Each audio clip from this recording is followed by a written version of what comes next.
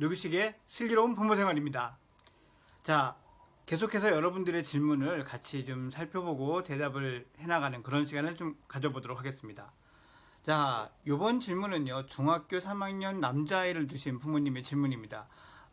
저희 둘째는 중3 남자이고 패션을 전공하고 싶다고 하는데, 이 길이 어려운 길이고 나중에 후회할 수 있는데 공부 쪽으로 돌리고 싶어서 학원 관련 이야기만 시작하면 눈은 무섭게 뜨면서 대든다고 합니다. 공부 시기를 놓치면 안 될 것 같은데 이게 개선될 수 있을까요? 하셨습니다. 사실 여기엔 정말 많은 고민이 들어가 있습니다.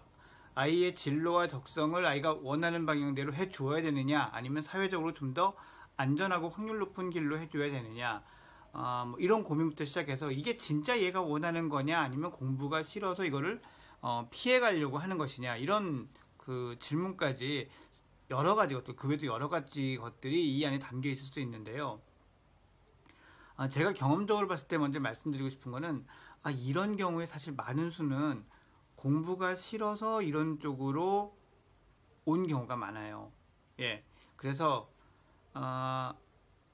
공부를 하기 힘들고 부담스러우니까 패션이든 음악이든 다른 것들을 시작을 했지만, 또 막상 그거를 하자니 그것도 그렇게 열심히 하는 것 같아 보이지 않는 거죠.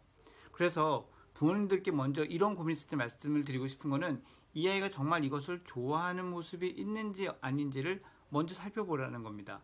이런 걸 살펴보면 어떻게 할 수 있냐면요, 사실 얘가 이것은 잘하려고 뭔가 자기가 찾아보고 연습하기도 하고 이런 게 있습니다. 게다가 연습을 하는 게 그냥 그렇게 이를테면 메이크업을 좋아해요. 그럼 그냥 메이크업을 해본다, 이 정도 갖고 안 됩니다.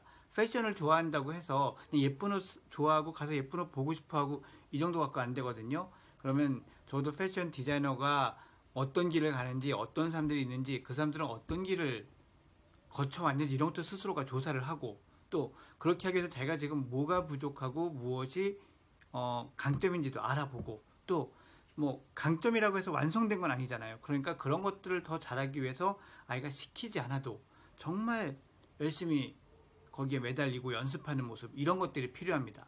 또 사실 아주 잘 알 수 있는 예가 뭐냐면은, 열정적인 아이일수록 아주 작은 부분을 잘하려고 자꾸 노력해요. 제가 영재발굴단에서 만난 아이가 있는데, 걔는 박스로 무언가 만드는 그런 것들 너무너무 좋아하는 아이였어요. 근데 그 아이의 작품 중에 제가 인상적이었던 게 뭐냐면, 이 아이는 똑같이 축구장을 하나 만들었는데 박스로 점점점 기능과 디자인을 발전시켜가면서 같은 박스를 자꾸 몇 번이고 만드는 거예요.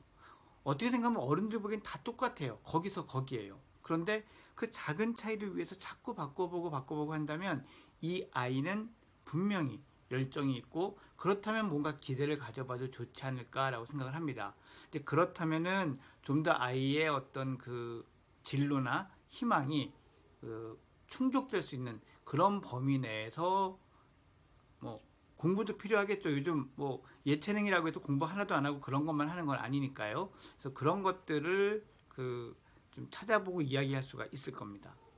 자, 이건 차라리 걱정은 되지만 아이가 열심히 한다니 믿고 다 같이 따라갈 수밖에 없는데, 이제 문제는 봤더니 그런 게 아니에요. 그렇게 보이질 않아요. 그럼 이제 고민스럽거든요. 자, 이럴 때는 제가 아까 처음에 서두에서 말씀드린 공부가 무섭고 싫어서 다른 쪽으로 갔을 가능성이 상당히 큽니다.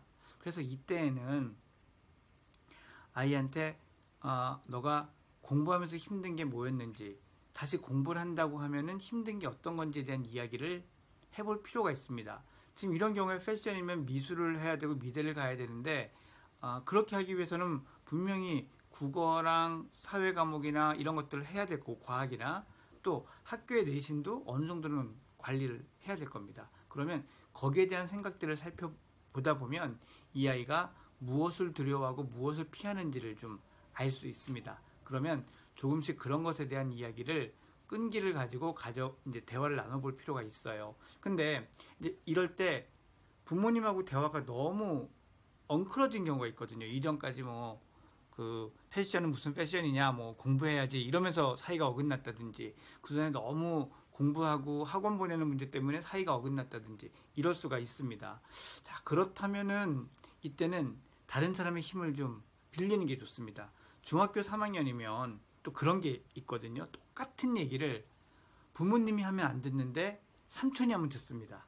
또 선생님이 하면 듣습니다. 또는 이런 상담센터나 이런 데 가서 어떤 선생님이 또 이야기를 해주면 듣습니다. 그래서 뭐 그런 게 한두 번 만난다고 되는 일은 아니겠지만 그렇게 신뢰감과 유대감을 좀 가진 존재가 이런 얘기를 나눠줄 수 있도록 해보는 것도 한 가지 방법일 것입니다.